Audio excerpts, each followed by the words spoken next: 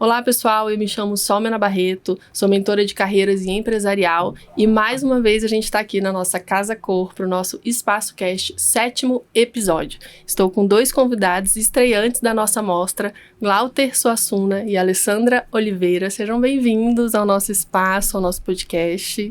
Muito feliz em falar com vocês dois. Obrigado. Muito obrigada pelo convite também. Eu quem agradeço. Nosso tema de hoje é ambientes que inspiram cuidado e bem-estar na Mostra Casa Cor Brasília. Vamos falar um pouquinho. Primeiro eu quero conhecer vocês, quero saber quem são esses profissionais que estreiam esse ano e que fizeram tanto sucesso em seus ambientes. Glauter, me fala um pouquinho, você já está há muitos anos aí no mercado. Me conta um pouquinho da sua história. Eu já trabalho no mercado há um bom tempo. É a primeira mostra que eu faço, porque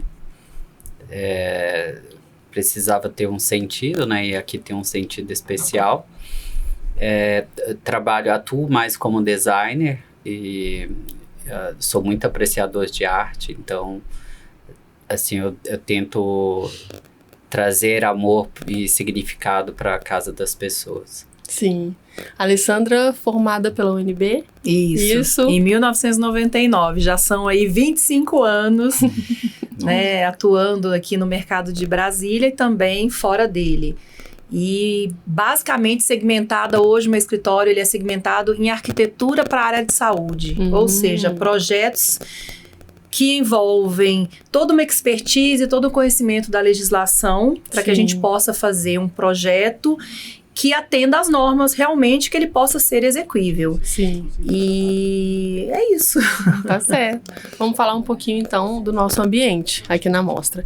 Glauter, você trouxe um ambiente com uma sensibilidade enorme, assim. Quando eu caminho pela mostra, as pessoas falam muito do objetivo do seu projeto, né? Olhar de Isadora.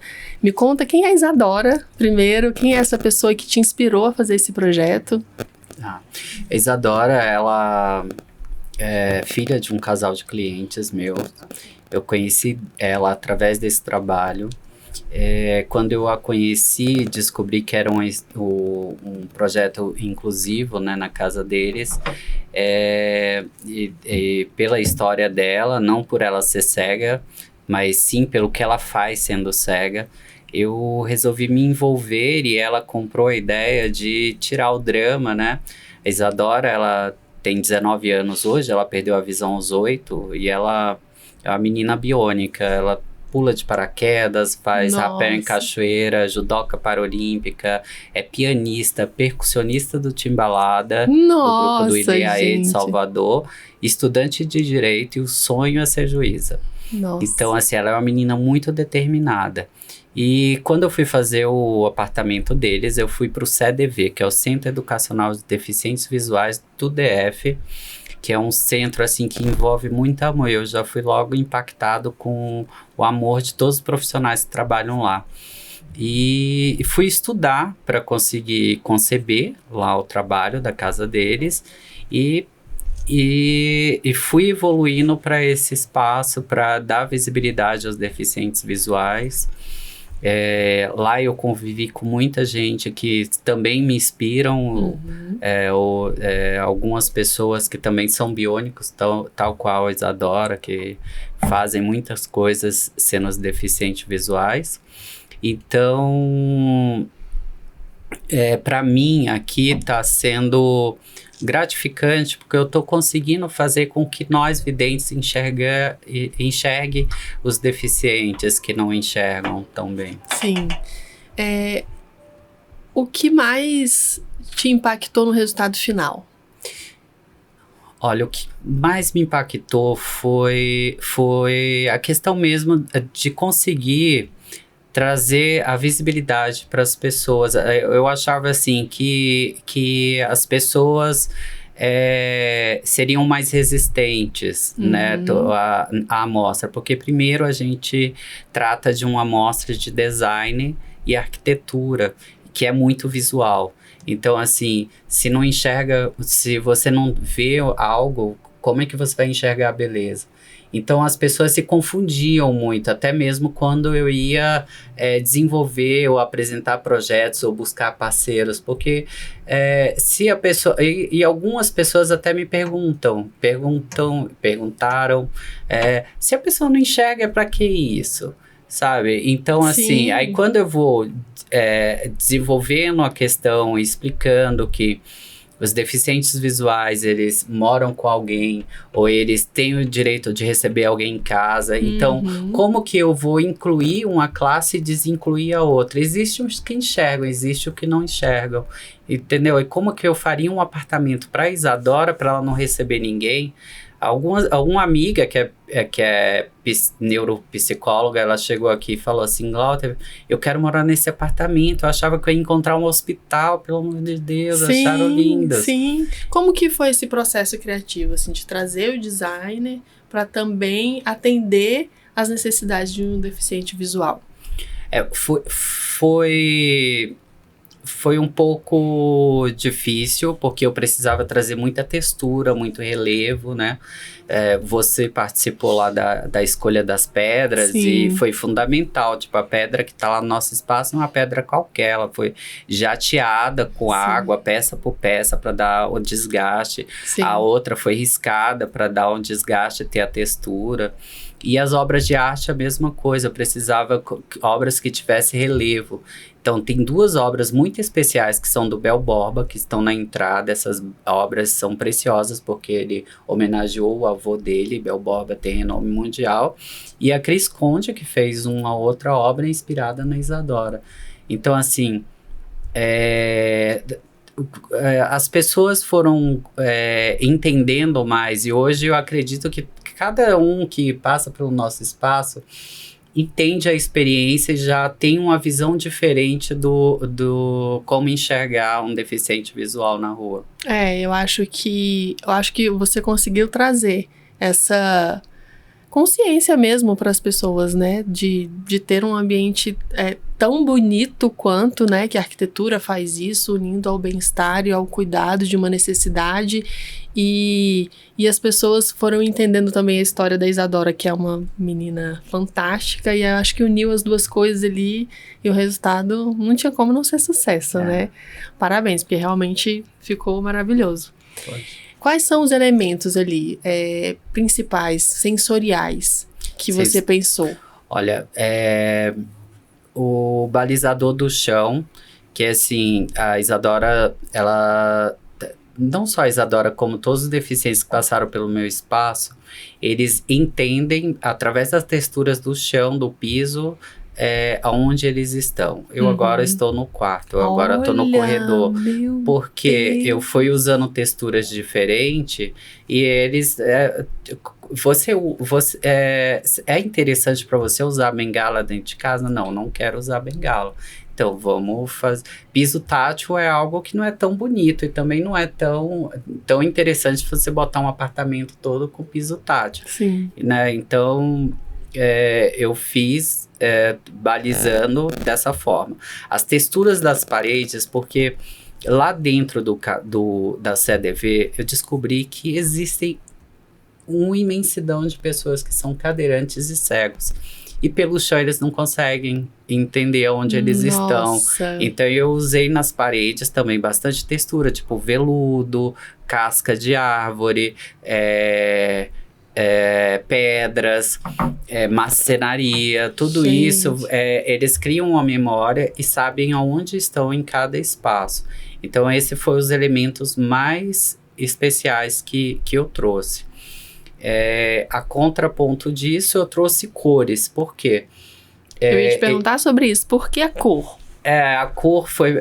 Primeiro, assim, que eu acho que nós, como sociedade, nós, seres humanos, passamos por uma dor muito grande, que foi o Covid, né? Uhum. E naquele momento, os nossos corações foram se entristecendo. E eu percebi uma mudança na arquitetura, tirando a cor de tudo e ficando mais monocromático. Então eu quis, assim, não ser uma pessoa que copia, eu quero ser uma pessoa que lança tendência. Então eu quis abusar das cores. A contraponto disso, eu também, dentro do meu estudo de caso para Isadora, eu conheci as pessoas com baixa visão.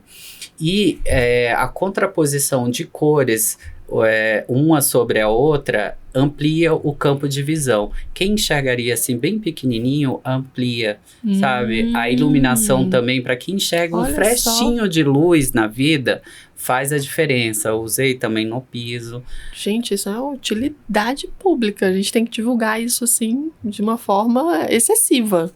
Com certeza. A gente não para pra pensar nesses detalhes. E o Glauter trouxe a visibilidade, né, dessas pessoas que estão à margem, né? As pessoas acabam não enxergando. No início as pessoas achavam assim, nossa, quem é o louco que quer fazer uma amostra para pessoas videntes que enxergam. Aí outros já entendiam que a pessoa quer se crescer em cima da deficiência de alguém. Eu não, pelo contrário, eu quero sair do drama. Não é coitada, ela é cega. Ela é cega e faz mais coisas do que eu. Exatamente. Sabe? Entendeu? Por isso que eu tive que trazer uma história forte, como a Isadora. Sim, até para poder desconstruir todos esses discursos, né? Isso. Me conta, você conseguiu trazer a Isadora antes da mostra abrir para ela vivenciar o espaço e ter o sentimento ali, ou foi na confusão da inauguração? É interessante, porque assim, como eu convivi ela fazendo lá o trabalho na casa dela, a gente já tinha uma certa intimidade. Sim. E a Isadora, ela é muito determinada. Quem conhece ela sabe do que eu tô dizendo. E ela não gosta de passar vergonha. Então, ela... Toda peça que foi escolhida para o meu espaço, ela passava a mão, ela sentia o cheiro, ela que escolheu, as texturas. Porque quando eu criei um personagem, eu falei, olha, eu preciso criar um apartamento de forma que a Isadora vai morar sozinha sem os pais. Ela é jovem, a menina jovem, e o apartamento para ela é minha cliente, então tem que participar de tudo, sim. Sim. E aí ela participou da escolha das texturas, eu ia contando as cores. Dentro do meu espaço tem um balanço vermelho, que é o símbolo do sonho dela de criança, em ter um quarto vermelho. Então, assim, ela perdeu a visão antes de ter esse quarto vermelho. Sim. Mas aí eu trouxe essa referência a ela. As nuvens, que foi a última imagem que ela teve, porque ela perdeu a visão dentro do avião, ela estava olhando as nuvens. Olha só. Então, eu fui... Todo o espaço lá é um espaço pensado na Isadora. A sala de TV é uma sala que ela e os irmãos dela têm um pacto, que eles amam filmes da Marvel. E eles só assistem juntos. Olha. Então, assim, pode estar um lá do outro lado do mundo, tem que esperar voltar para eles assistirem juntos. Que bacana. Então, assim, é uma questão do amor, da união familiar. Então, Sim. eu quis trazer tudo isso de volta. Tem peças lá que são da casa dela. Eu ia te perguntar se tem acervo dela. Tem sim. Tem o kimono, tem uma baiana que tem uns acarajézinhos, que era da casa dela, que eles trouxeram. Sim. E um estilista amigo meu também preparou uma coleção de roupa, uma de cada cor, com um relevo na manga, que simboliza a cor, através do... Ela pega e sabe qual é a cor. De uma linguagem das psicólogos, que eles reduziram o braille, como se fosse um resumo, para conseguir otimizar e não ficar tão grande aquele detalhe. Então, assim, cada detalhe, assim, naquele percurso tão pequeno, eu consegui otimizar. Entendi. E quando ela viu pronto, quando ela sentiu, né? Como foi, assim? Ela conseguiu expressar? Ela só curtiu o momento? Ela veio antes da mostra abrir, ela veio aqui, o Casacô permitiu. Sim. Ela sentiu tudo. E era impressionante que meia hora depois ela estava apresentando o espaço dela para algumas pessoas da família. Gente, e aí ela já sabia se inteirar com tudo, sabe? Ela conseguia saber onde ela estava naquele momento. Ela, olha, aqui é o meu quarto, ele é assim, assim. Olha, que legal. Outro fator muito importante lá do meu espaço, do nosso espaço, do Olhar de Isadora, foi a tecnologia. Essa a gente não consegue ver. Então, eu ia falar, ele tem é um espaço que tem automação. Isso, né? 100% automatizado. Isso. Como que a automação entra para facilitar, né, na vida da Isadora? Olha, imagina, o comando de voz, hoje você ter o comando das coisas já pelo celular já é um grande avanço.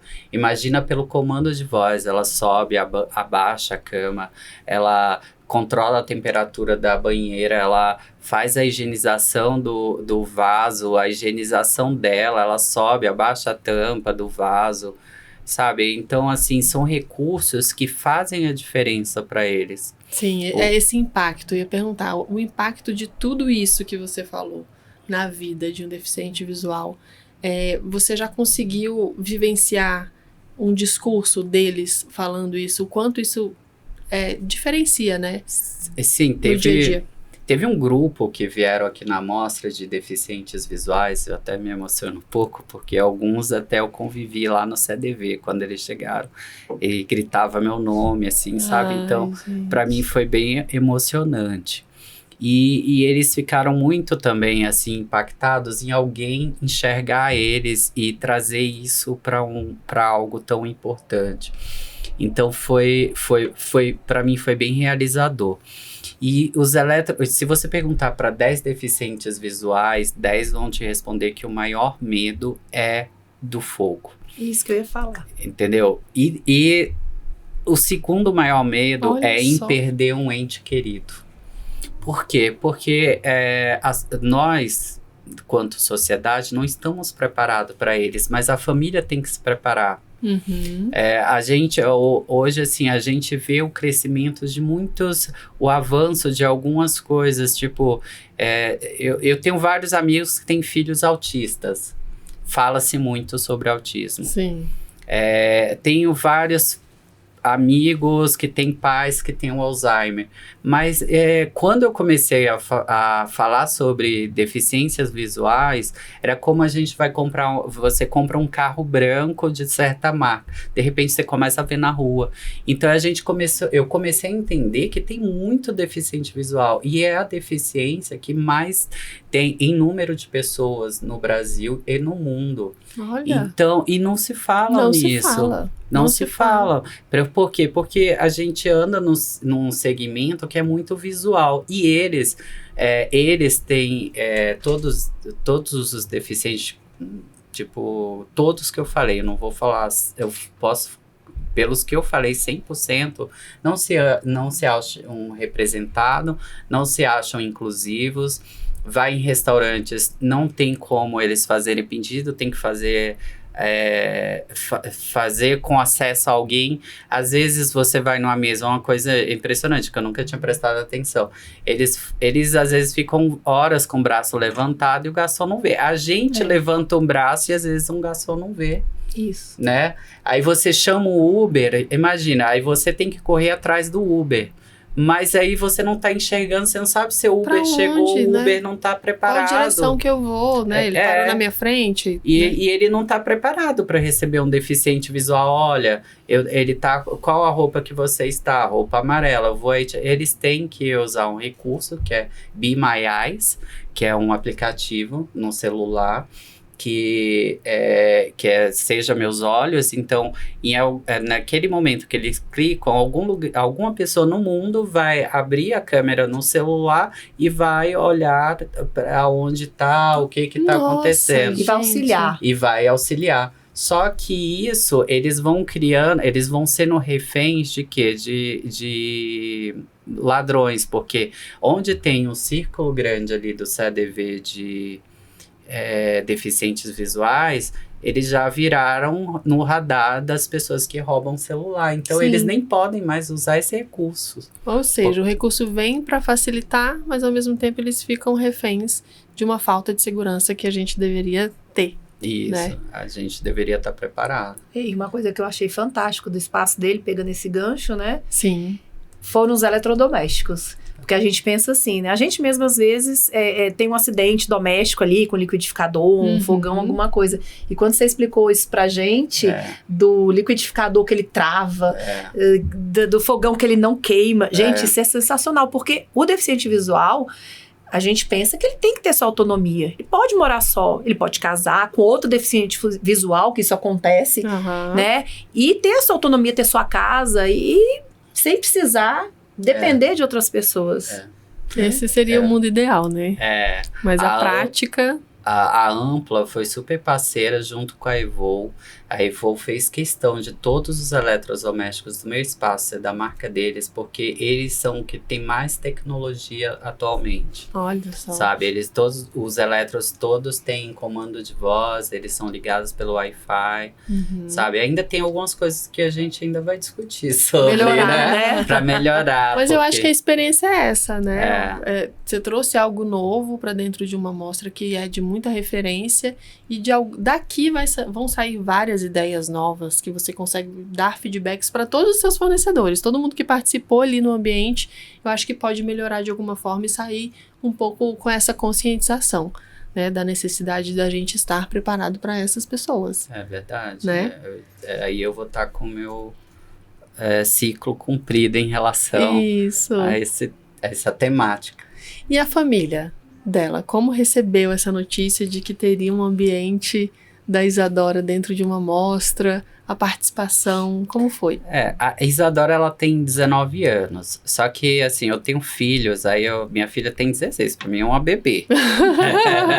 Então, assim, eu respeito muito as pessoas, então eu tive que comunicar aos pais também. Sim. Então, assim, foi uma decisão que eles tomaram juntas. E eu fui falando, tipo, ela vai ser, em um certo momento, ela vai ser assediada, no sentido das pessoas quererem conversar. Vai ter pessoas que vão ver com a intenção boa, outras com outra, e enfim. Mas eles estão mais preparados do que eu nisso, né? Porque eles estão há mais de 10 anos nessa batalha. Sim. E eles se sentiram, assim, muito emocionados. O pai, a mãe dela, os irmãos, sabe? A mãe dela, assim, então, coitada, ela, toda vitória que eu tinha, assim, olha, eu fechei um parceiro tal que vai nos ceder tal coisa, aí ela, ai, que legal, sabe? Eu mandei o áudio da Cris Conde, que ela fez a obra de arte, e ela contando, olha, Glauta, eu fiz a obra, assim, eu apaguei ela 4 vezes, e quando eu tava desistindo dela, surgiram 2 meninas e eu fui contemplando, fazendo todo o trabalho. Aí ela foi me descrevendo o trabalho dela todo, a Cris, porque a gente é amigo pessoal, né? Sim. Aí eu encaminhei o áudio pra mãe dela. Aí a mãe dela mandou um áudio assim, chega com a voz trêmula de tanto chorar. Eu falei, nossa, será que eu fiz bem? Só que assim... Com certeza fez bem. Né? É uma emoção maravilhosa. É um presente. Né? Que mais pessoas possam fazer o que você faz. O maior presenteado fui eu. Pela representatividade, pelo respeito dos deficientes visuais, né? Então, assim, algumas pessoas falam, você tem alguém que é cego para você ter essa atitude? Não, justamente por isso. Eu quis tomar essa atitude antes de acontecer comigo, sabe? Porque a gente tem que ter empatia. Tem várias pessoas que vão representando uma classe. A gente vai vendo aí artistas, às vezes o filho teve algum problema e ele começa a representar aquela classe. Né? Então, assim, eu quis representar a classe já para tentar fazer algo em prol. Meu esposo é oftalmo, então ele lida com deficientes visuais. Mas todo dia que eu chegava com a história nova do CDV, ele falava assim, eu não sabia disso, eu não via isso, eu não imaginava, né? Isso. E assim, e a gente ia conversando coisas e ele me ajudou em determinados momentos em algumas otimizações para o espaço, que foram fundamentais, foi bem técnico, né? Porque, tipo, essa questão das cores, ele lida com isso com baixa visão. Sim. Né? Ele até entendeu que os deficientes visuais tinham ranço de oftalmologista, porque quando você perde a visão, Aquela você coisa fria. você perde a visão, você perdeu a visão, é um luto que você tem, né? Você perdeu a visão. E para aquele segmento ali, você já, teoricamente, e médico não tem muito tempo para ficar passando a mão, né? E eles são muito técnicos, eu sei porque eu convivo com um em casa. Então, ele mesmo já mudou o ponto de vista dele. Sim, ele, trouxe empatia, né? Porque você não teoricamente, você não tem mais o que fazer, mas tem, você perdeu, tipo, Natanael, há 3 meses atrás, atendeu 2 crianças em Brasília que perderam a visão através de sinusite, Meu Deus. da mesma idade. Gente, meu Entendeu? Deus. É onde se fala. Uma delas tá fazendo judô agora com a Isadora. Me mandaram o videozinho lá. Aí eu, nossa, que emocionante. Ela até vai vir aqui, sabe? Uma gente. criança assim que do nada não tinha nenhuma doença aparente, perdeu a visão, foi tratar sinusite e ficou cega. É difícil, né? É difícil e a gente precisa ter mais empatia, como a Alessandra falou, pra gente conseguir entender o momento, né, de cada um. E dentro da mostra, quando você veio apresentar o projeto, como é que foi a recepção do pessoal, né, do Casa Cor Brasília mesmo? Eu acho que de início, pelas feições, foi bem chocante. Eles pensaram assim, a primeira pessoa que eu conversei foi a RP, a Marcela, aí depois eu fui conversar com a Eliane Martins, e ela só ficava assim, tá, eu quero saber dessa história, tipo, naquele dia eu saí saltitando de felicidade, né? Aí depois da primeira reunião que eu tive, videoconferência, apresentação do projeto, e assim, foi muito rápido a aprovação. Então eu fui ficando empolgado. Só que se eu não tivesse me preparado antes, estudado antes, eu não sei se daria tempo, sabe? Porque realmente é uma amostra de grande repercussão, é uma amostra muito importante, eu sou muito grato, sabe, por estar aqui. A Sheila, no final do momento daquela finalização, foi assim, uma mentora. Nossa, eu não tenho palavras para descrever. Às vezes, como ela é mais brava, assim, né? Às vezes ela nem entende, assim, o drama que eu sou. Mas, assim, eu agradeço muito, porque ela me ensinou tanta coisa no final do processo. Hoje eu acho que Casa Cor eu já captei bastante do como funciona através dela. A experiência, então, foi excelente. Foi muito legal, foi muito legal. Os parceiros também, toda vez que eu apresentava, aí eles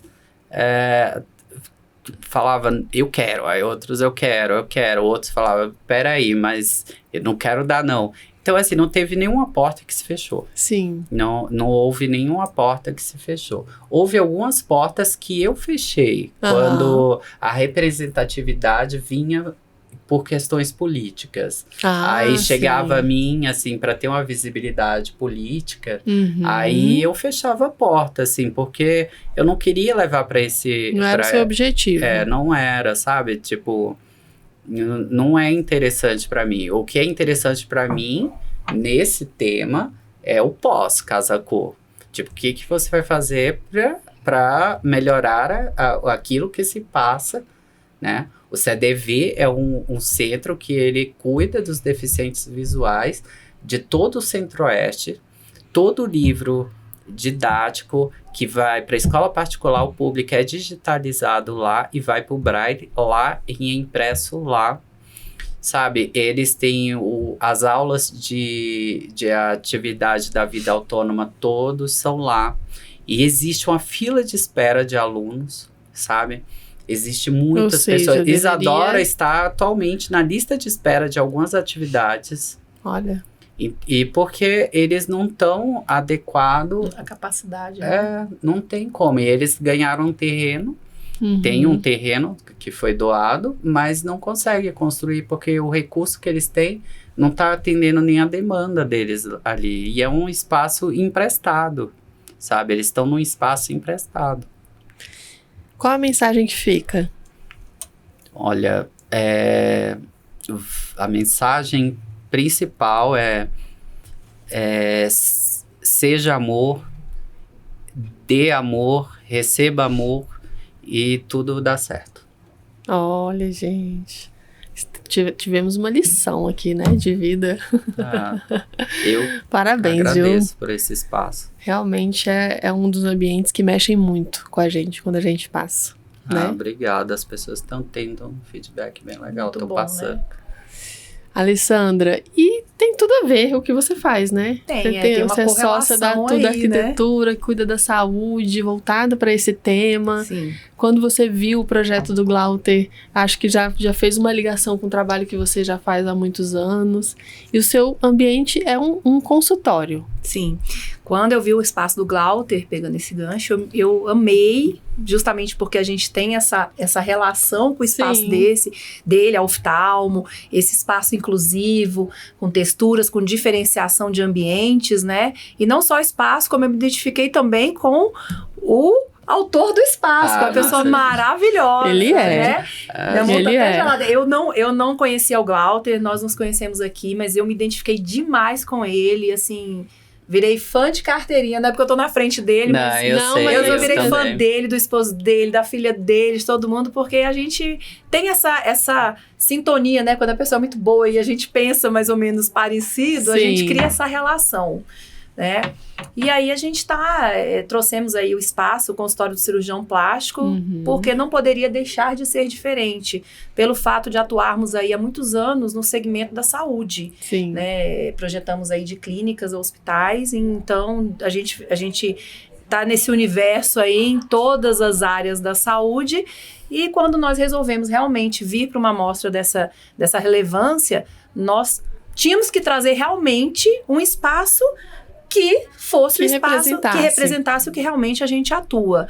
Qual foi o motivo de vocês virem? O que vocês já estão há tantos anos, o que trouxe vocês à mostra? Então, eu pensei há alguns anos, né? Eu pensava, eu acho que eu quero trazer um ambiente da área de saúde para a mostra da Casa Cor, mas sempre aquela coisa, né? Todo ano, o ano muito corrido, as demandas do escritório muito altas, a gente trabalha muito com normas, e aí passava, ano que vem eu vou. Tá bom, passava também.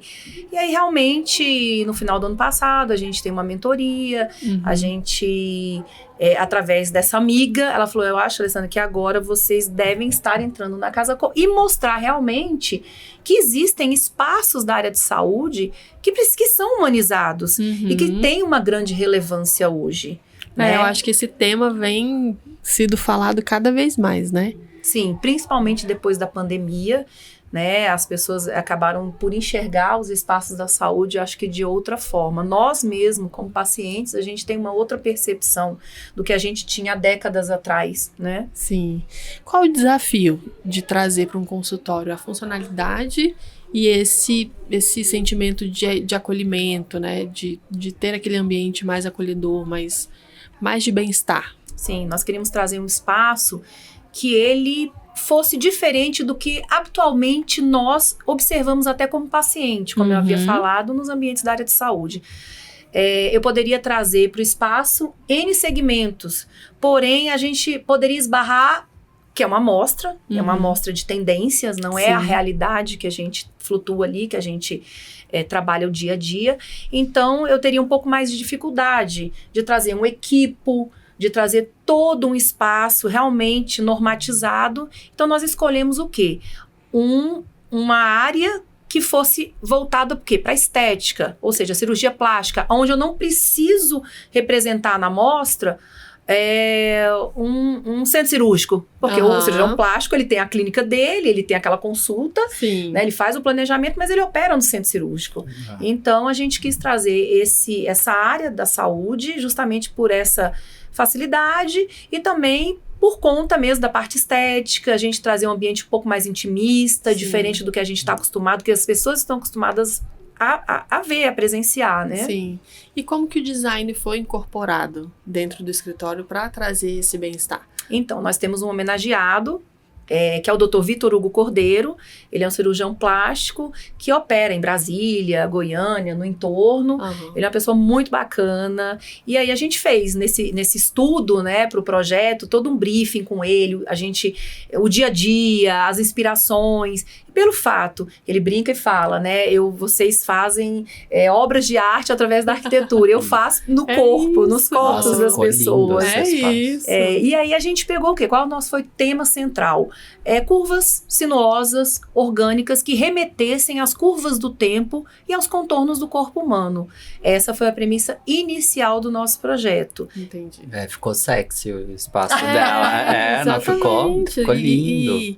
E é difícil você fazer qualquer comparativo, né? Ficou exclusivo, assim. Não, é impressionante, porque eu trabalho na área e meu esposo é médico, a gente recebe muito médico, e eu levo no espaço dela e falo, fecha com ela pra fazer consultório, porque ela é boa. Isso. Realmente, porque assim, ela tem, além de ter esse olhar, ela tem a técnica, né? Ela tem as normas, que aquilo dali, ela estuda, é impressionante, eu amei. Na verdade, são estudos constantes, né? A gente nunca para de estudar. Isso. Né? Então, as normas são muito diversas. Isso, eu ia perguntar.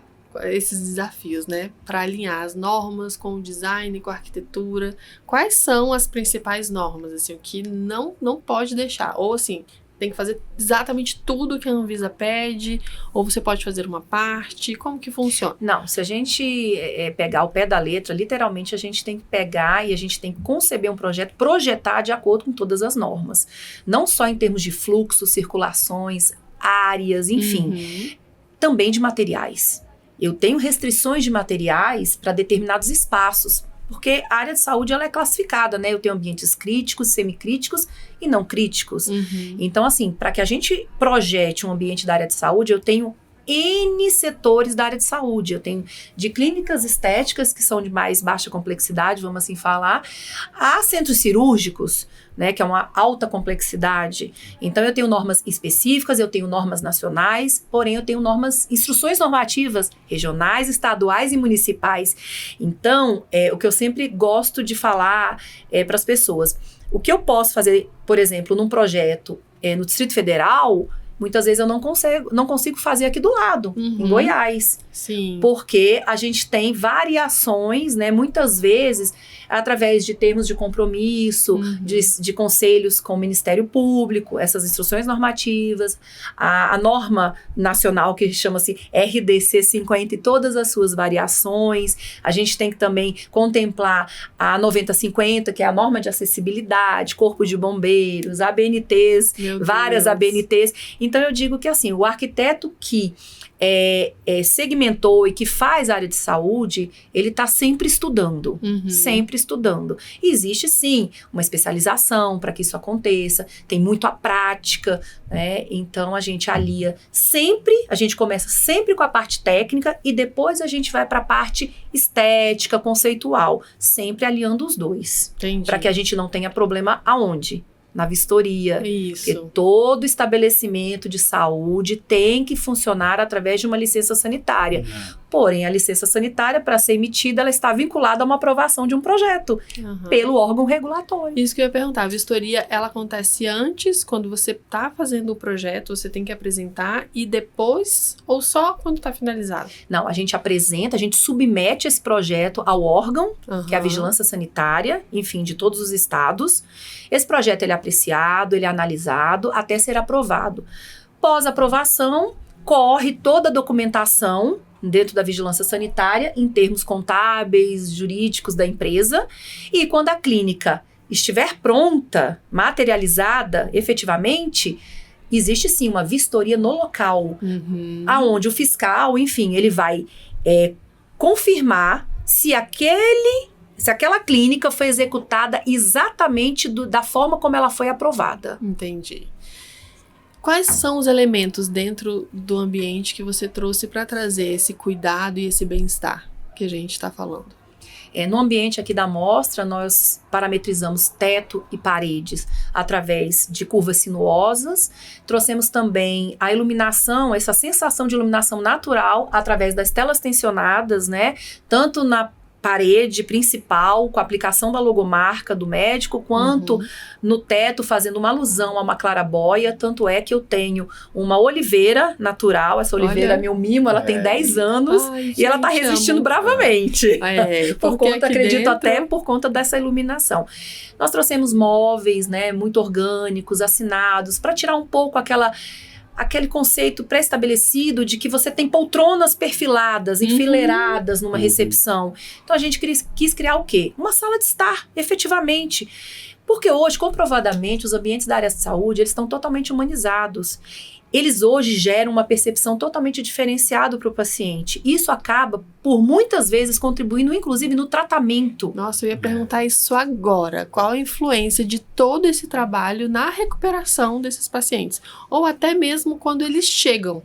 Porque eu acredito que o primeiro contato é o que vai impactar mais, né? Eles estarem esperando uma coisa padronizada que a gente está acostumado a ver, e aí encontra um ambiente tão diferente, tão acolhedor, que abraça, né? E como que isso influencia, na verdade, na vida deles. Em todas as áreas, né? Positivamente em todas as áreas da saúde.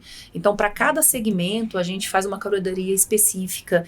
Então, por exemplo, numa clínica de dor, a gente tem que trabalhar uma clínica, um ambiente mais aconchegante, né? Com um estofado, um assento mais acolhedor, porque a pessoa ali, ela sofre de uma dor crônica. Então, ela já tem que estar sendo acalmada ali naquele processo. Dentista. Todo mundo tem medo do motorzinho do dentista. Sim. Então, se a gente já trata essa recepção de forma que ela seja acolhedora, não só através da estética da clínica, mas da movelaria, de um marketing olfativo ali, de um cheirinho mais gostoso, de uma sonorização, de uma música mais agradável, tudo isso vai fazendo com que o paciente ele vá desarmando. Porque muitos já chegam naquele estado de alerta.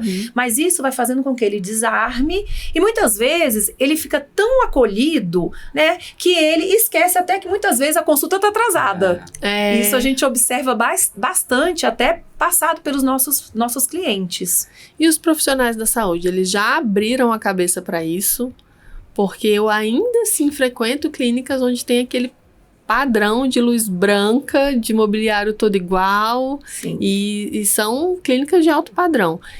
Como que tá esse movimento de conhecimento? Vocês que levam, como que funciona? Hoje a cabeça do profissional da saúde mudou muito, principalmente para a geração mais nova. Eles entendem que o espaço não é aquele espaço mais técnico. Você tem que aliar toda a estrutura física com a parte técnica, que é fundamental. Sim. É todo um processo. São situações, eu sempre falo para eles, é uma engrenagem.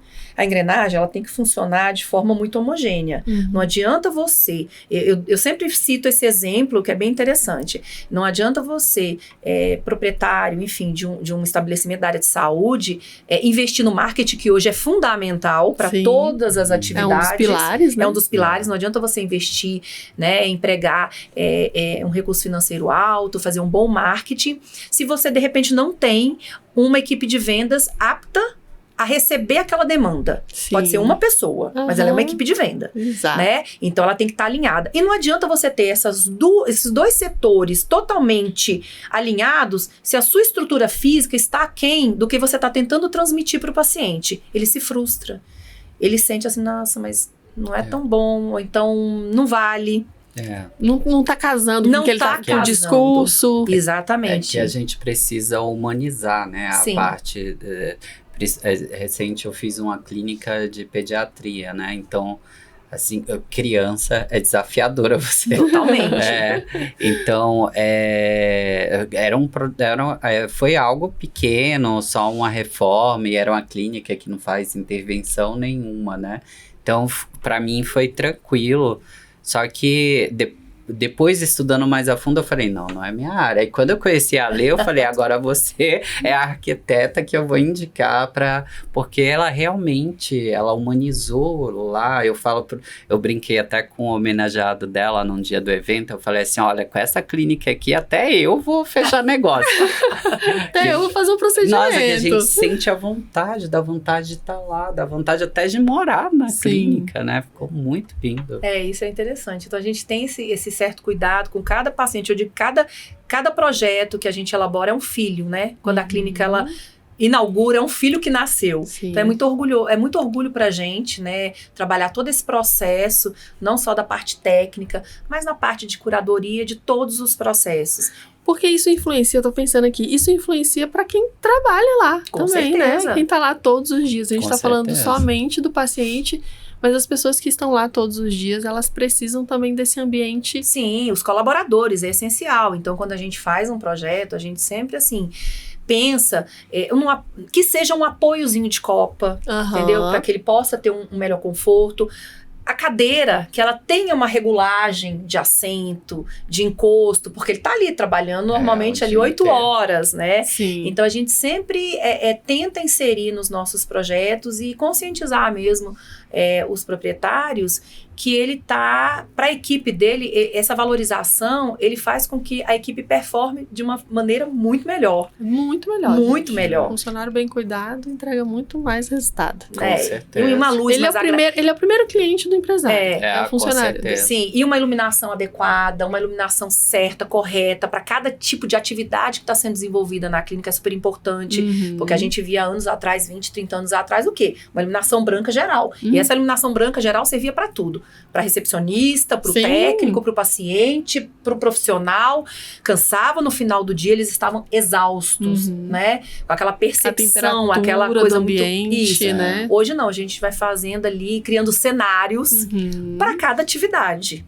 Vocês fazem algum tipo de pesquisa para identificar essa satisfação tanto das pessoas que trabalham em ambientes com esse tipo de arquitetura e dos pacientes? Tem alguma... Sim, a gente sempre recebe, né, os feedbacks dos nossos próprios clientes. Quando a clínica inaugura, a gente faz questão de ir lá, ter essa conversa, né? Entendi. Claro que a gente não consegue com todos, mas a gente tenta com grande parte. E é muito interessante o feedback que eles vão dando. E aí, como é que você... O que seus pacientes... Um exemplo, a gente tem um cliente que ele já tinha uma clínica há muitos anos e ele resolveu migrar de bairro, vamos assim chamar. E aí foi para uma clínica mais acolhedora, mais sofisticada e tudo mais. Isso refletiu aonde? Refletiu até no valor dos procedimentos que eles cobravam. E muito interessante, quando eu cheguei lá, eu falei assim, e aí, doutora, o que seus pacientes estão... Porque ela já tinha pacientes, ela não estava abrindo do zero, né? O que seus pacientes estão achando? Nossa, Alessandra, eles estão assim, encantados. Não tem uma pessoa que não venha elogiar, seja para mim, seja para recepcionista, toda essa experiência, eles sempre falam dessa experiência que eles estão tendo na clínica. Aí ela falou um caso que aconteceu que eu falei assim, nossa, é muito interessante. Engraçado que na outra clínica, que era aquela clínica mais de padrão, que todo mundo já estava acostumado, eu fazia todo o planejamento, fazia assim o orçamento e ficava esperando o pedido de desconto. Só que agora... Ninguém me pede. E eu fico esperando. Eu falei, agora você tem que ser treinada, mas paciente, é você. Porque eles têm outra percepção. Eles estão vendo o valor agregado, tudo. A técnica eles já têm, são muito bons. Mas eles, né, fizeram todo esse crescimento. Passa mais confiança. Exatamente. Né? Essa autoridade. Pergunta polêmica para os dois. Fica um projeto mais caro ou não? Trazer tudo isso aqui que a gente conversou. Eu costumo dizer que mensurar, quantificar serviços é muito complexo. Quando a gente vende um produto, é aquele produto. Você vai fazer a gente mesmo como consumidor, você vai fazer pesquisa de preço.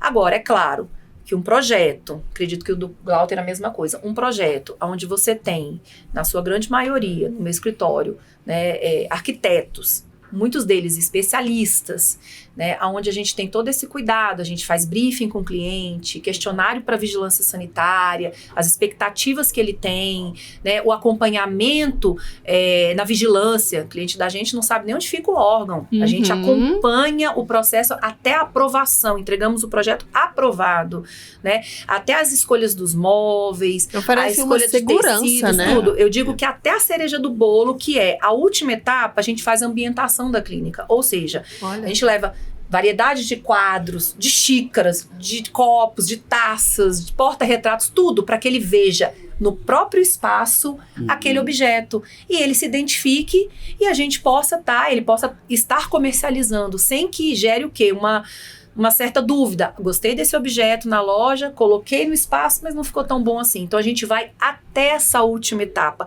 É claro que um serviço desse não é apenas um projeto. É um projeto, é uma curadoria, um acompanhamento, é uma assistência. Muito personalizado, óbvio que a gente, né? Não é que ele seja mais caro. Eu acredito que ele seja até muito barato. Se você levar em consideração que o nosso cliente não vai ter problema de retrabalho, de falta de assertividade numa aprovação da vigilância, né? E aí, como você acabou de explicar, vai influenciar até no faturamento dele, no comportamento do seu cliente, né? Respondendo a pergunta, é bem polêmica isso, realmente. Mas quem conhece a minha parte, da forma que eu trabalho, por isso a questão do orçamento, eu lembrei que essa semana discutindo assim, falando com um amigo, eu falei, eu apresento o orçamento, ninguém pede desconto e tal, e as pessoas se assustam, falam assim, não, aquele arquiteto é muito caro, não vou nem procurar ele. Porque a gente termina aparecendo muito, né? E as pessoas vão entender dessa forma. Mas a forma que eu trabalho é recriando. Tipo, eu ressignifico as coisas. Eu não vou jogar um móvel. Eu tava aqui no seu espaço, tava olhando umas obras de arte que eu já sabia de onde que era, de quem era. Porque eu vou olhando por aí. Então, assim, no final, o cliente economiza tanto com isso. De tipo, nossa, eu precisava quebrar isso daqui. Agora vai ter que quebrar desse lado. Quando você vai contabilizar isso no projeto, realmente fica caro. Só que quando o executivo está muito bem alinhado, você economiza desse lado, além do emocional, né? Sim, do desgaste. Do desgaste. Então, essa recriação, e como eu trabalho muito essa questão da afetividade, do amor, tem obras de família, tipo, recente na casa de uma pessoa que tem Alzheimer, e ontem eu até a menina, olha, é muito importante, eu sempre uso fotografia para a pessoa ficar lembrando de até quando ele teve memória. Então, tudo isso faz a diferença e a gente termina com essas ressignificações otimizando o que tem, né? Porém, todo mundo quer mudar. Se você chama um arquiteto, você quer mudança, óbvio, né? Sim. Só que algumas peças a gente consegue incluir. Também eu desenvolvo muita obra de arte. Você vê lá pro meu espaço, tipo, uma árvore que eu criei, que eu chamei um artista para pintar, que é um artista incrível, que faz muita coisa para mim, tem um preço incrível. Colei cascalho de árvore, que eu gastei R$20 naquilo dali. Entendeu? E ficou uma obra linda, incrível. Sabe? Personalizada. E então isso daí você termina economizando. Porém, aos olhos das outras pessoas podem entender diferente. Sim. Né? E quando a gente fala assim, o que é caro, né? O que é caro para mim é quando você gasta menos na primeira etapa, mas você não quantificou o quanto você fez de retrabalho lá na frente. Isso é caro. E com a gente acontece isso com uma certa frequência. Não é normal, mas é comum de acontecer a gente absorver uma demanda de projetos que eles não aprovam na vigilância, feitos por outros profissionais. Sim. Então, muitas vezes o cliente chega desesperado no escritório. Meu projeto não aprovou, não aprova, e agora? E enquanto a gente pode estar ajudando na concepção ali, no refazimento desse projeto, né, para que tudo saia como deve ser, ok. O problema é quando a clínica está pronta.